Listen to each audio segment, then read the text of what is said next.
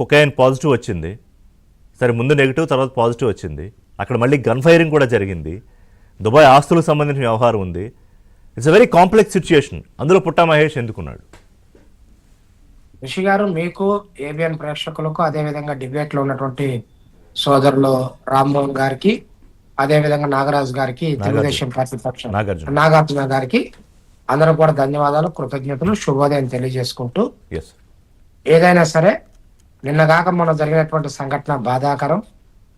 కానీ తెలుగుదేశం పార్టీ మొదటి నుంచి కూడా డ్రగ్స్కి వ్యతిరేకంగా ఉంటుంది. డ్రగ్స్కి వ్యతిరేకంగా ఉక్కుపాదం మోపుతా ఉంది తెలుగుదేశం ప్రభుత్వం. తెలుగుదేశం పార్టీ డ్రగ్స్కి వ్యతిరేకంగా పోరాటం చేసింది.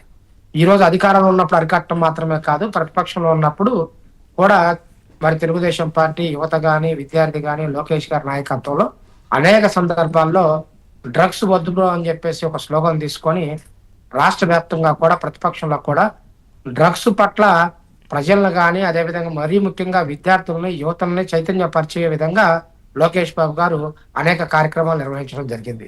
ఏది ఏమైనప్పుడు కూడా తెలుగుదేశం పార్టీ కానీ, కూటమి ప్రభుత్వం కానీ హోదాతో సంబంధం లేకుండా, కులాలతో సంబంధం లేకుండా మరి ఖచ్చితంగా ఎవరు తప్పు చేసినా సరే, ఎలాంటి తప్పు చేసినా సరే ప్రభుత్వానికి కానీ, పార్టీకి కానీ చెడ్డ పేరు తీసుకొచ్చేటువంటి వ్యక్తి ఎవరైనా సరే ఉపేక్షించేది లేదని చెప్పేసి చంద్రబాబు నాయుడు గారు సీరియస్ అయినమాట వాస్తవం.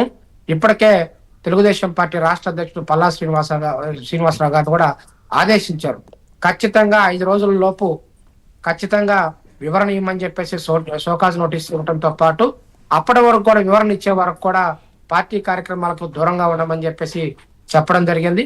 వారు ఇచ్చేటువంటి వివరణ మరి ఆంధ్ర పోలీసు వాళ్ళు సేకరిస్తున్నటువంటి ఏదైతే సమాచారం ఉందో అది కానీ, లేకుంటే ఇప్పటి వరకు టీవీల్లో చూస్తా ఉన్నాం, ఒక టెస్ట్ లో నెగిటివ్ వచ్చిందని చెప్పి, మరొక టెస్ట్ లో పాజిటివ్ వచ్చిందని చెప్పి, అదేవిధంగా ఎంపీ గారు కూడా ఇప్పటికే మరి తన వర్షన్ని సోషల్ మీడియా ద్వారా కూడా వచ్చింది. కానీ ఏది ఏమైనా కూడా తెలుగుదేశం పార్టీ, కూటమి ప్రభుత్వం డ్రగ్స్ కి వ్యతిరేకంగా పోరాటం చేస్తా ఉంది. పోయిన 5 సంవత్సరాల్లో ఒక ఆంధ్రప్రదేశ్లోనే కాదు, అదేవిధంగా తెలంగాణలో కానీ, లేకపోతే భారతదేశంలో కానీ, అక్రాస్ ద గ్లోబల్ ఎక్కడ గంజాయి దొరికినా, ఎక్కడ డ్రగ్స్ దొరికినా, ఎక్కడ ఏ వస్తువు దొరికినా కూడా, ఇది మాదక ద్రవ్యాలు దొరికినప్పుడు కూడా దాని యొక్క మూలాలు మాత్రం ఆంధ్రప్రదేశ్ లో ఉండేటివి. కానీ ఈ 21 పెడ్లింగ్ చేస్తూ కొద్ది రోజుల క్రితం వైఎస్ఆర్సీపీ యువ విభాగానికి సంబంధించిన నేతలు దొరికిపోయారు. ఒక నిమిషం. ఇప్పుడు వైఎస్ఆర్సీపీ ఏమంటుందంటే డ్రగ్స్ వద్దు బ్రో, 2 తెలుగు రాష్ట్రాలని డ్రగ్స్ డన్ గా మార్చేసిన నారా లోకేష్, టీటీడీ మాజీ చైర్మన్ పుట్టా సుధాకర్ యాదవ్ కొడుకు, టీడీపీ ఏలూరు ఎంపీ పుట్టా మహేష్ హైదరాబాద్ శివార్లో డ్రగ్స్ పార్టీలో అడ్డంగా దొరికిపోయాడు. తెలుగు రాష్ట్రాలని భ్రష్టు పట్టించాలని శపథం చేసుకున్నారా? ఇది వాళ్ళ అఫీషియల్ ట్విట్టర్ హ్యాండిల్లో చేసిన ట్వీట్. బ్రహ్మంగారు, రిషి గారు, మహేష్ యాదవ్ గారు దొరికారు అని చెప్పేసి టీవీల్లో వచ్చిన తర్వాత వెంటనే చంద్రబాబు నాయుడు గారు పార్టీ ముఖ్యులతో మాట్లాడి ఒక డెసిషన్ తీసుకోవడం జరిగింది. ఏ రాజకీయ పార్టీలో కూడా అంత క్విక్ గా డెసిషన్ తీసుకోరు.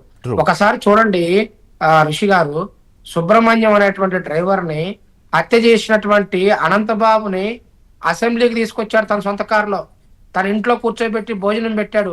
అటువంటి చరిత్ర జగన్మోహన్ రెడ్డిది. పిన్నెల్లి రామకృష్ణారెడ్డి గారు మర్డర్లు చేస్తా ఉంటే అతన్ని వెంటేసుకొని తిరిగినటువంటి చరిత్ర. అదేవిధంగా మాచర్లో తుర్కా కిషోర్ ప్రజాప్రతినిధుల మీద దాడి చేస్తే తను కనీసం వివరణ కూడా అడగనటువంటి పరిస్థితి ఆ పార్టీది. ఆ పార్టీ గురించి ప్రజలు పట్టించుకున్నటువంటి పరిస్థితులు లేదు. కానీ అన్ని రాజకీయ పార్టీలు కూడా ఇప్పుడున్నటువంటి పరిస్థితుల్లో యువత కానీ, విద్యార్థులు కానీ ఈ దేశానికి ఆస్తులు కాబట్టి వారి యొక్క ఆరోగ్యాన్ని, వారి యొక్క మానసిక స్థితిని కాపాడుకోవాల్సినటువంటి బాధ్యత ఉన్నటువంటి తరుణంలో ఏ పార్టీ యొక్క ప్రజాప్రతినిధి అయినా సరే అలాంటి విషయాల్లో పాల్గొనటం ఖచ్చితంగా తప్పని చెప్పి భావించింది. కాబట్టి ఇప్పటికే మేము వివరణ అడగడం జరిగింది. అంతేకాదు ఋషి గారు మరొక విషయం ఏంటంటే, రాజకీయ పార్టీ ఏదైనా కావచ్చు, ప్రజాక్షేత్రంలో ఉన్నటువంటి ప్రజాప్రతినిధుల యొక్క జీవితాన్ని ఖచ్చితంగా కూడా క్షుణ్ణంగా పరిశీలిస్తారు ప్రజలు. కాబట్టి చాలా జాగ్రత్తగా ఉండాల్సినటువంటి ఆవశ్యకత, అవసరం. మామూలు ప్రజలు తప్పు చేస్తే ప్రజాప్రతినిధులు అంతకన్నా ఎక్కువ ఉండాలి. ఎందుకంటే వాళ్ళని మోడల్స్ గా తీసుకుంటారు. లక్షల మంది ప్రజలు నియోజకవర్గంలో వాళ్ళ ఓట్లేసి గెలిపిస్తున్నారు. బ్రహ్మచర్య గారు ఒక్క నిమిషం, తెలంగాణ సబ్జెక్ట్ కూడా మాట్లాడి మళ్ళీ దగ్గరికి వస్తా. నాగార్జున గారు, I will come back to you in 5 minutes. Yes, Rammohan Reddy గారు, బీఆర్ఎస్ మాజీ ఎమ్మెల్యే పైలట్ రోహిత్ రెడ్డి అంటే వివాదాలకు కేర్ ఆఫ్ అడ్రస్. ఇవాళ ఏం కొత్త కాదు. ఓకే, సో ఈ మొయినాబాద్ ఫామ్ హౌస్ వ్యవహారం కొత్త కాదు. ఫామ్ హౌస్ ఫైల్స్ మనకు తెలుసు. ఇదే మొయినాబాద్ చుట్టుపక్కల ఫామ్ హౌస్లో డ్రగ్స్ దందాలు డ్రగ్స్ కేసులు అనేక సార్లు బయటపడ్డాయి. ఇవాళ అసెంబ్లీ సమావేశాలు ప్రారంభమవుతున్న ఒక్క రోజుకు ముందు ఈగల్ టీం వెళ్ళి అక్కడ పక్కా సమాచారంతో వెళ్తే వాళ్ళ మీద ఫైరింగ్. అంటే ఏంటి, ఏం జరుగుతోంది హైదరాబాద్?